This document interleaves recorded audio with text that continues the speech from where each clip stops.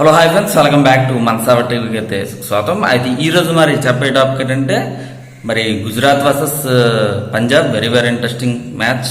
మరి ఎక్కడ అంటే నరేంద్ర మోడీ పిచ్ గానే మనం చెప్పాలి.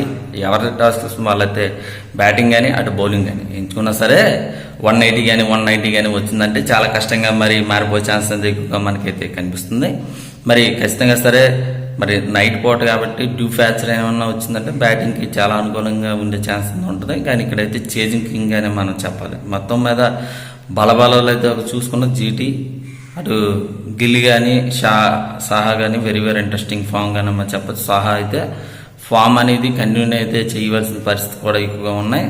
మరి ఇక్కడ సాయి కిషన్ కానీ very very interesting, Miller and killer very very interesting. మరి చాలా వరకు కూడా ఫామ్ అనేది ఉన్నారు, మంచి ఫాము.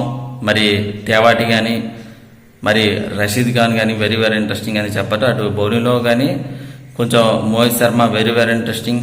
మరి యాదవ్ అయితే ఎక్కువగా రన్స్ చేస్తున్నారు, అయితే కట్ చేసుకుని చాలా మంది ఇలా చూసుకున్నాం. బ్యాటింగ్ కానీ బౌలింగ్ కానీ అద్భుతంగా మరి ఉన్నారు అనేది అయితే మనం స్పష్టంగా మనం చెప్పాలి.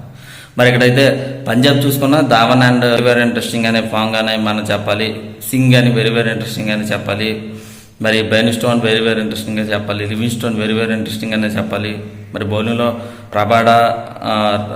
రాబాడా కానీ పటేల్ కానీ మరి బార్ కానీ అక్షదీప్ సింగ్ కానీ చాలు కానీ వెరీ వెరీ ఇంట్రెస్టింగ్ అనే ఫామ్ గానే మనం అది చెప్పాలి.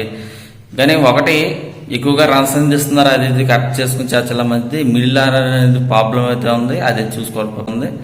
శామ్ కరణ్ అయితే వెరీ వెరీ ఇంట్రెస్టింగ్ గానే మరి ఉంది అనేది అయితే మనం చెప్పాలి. మరి మార్పులతో దిగే ఛాన్స్ ఉంది, ఒక మార్పు 2 మార్పులు దిగే ఛాన్స్ ఎక్కువగా మనకైతే కనిపిస్తుంది.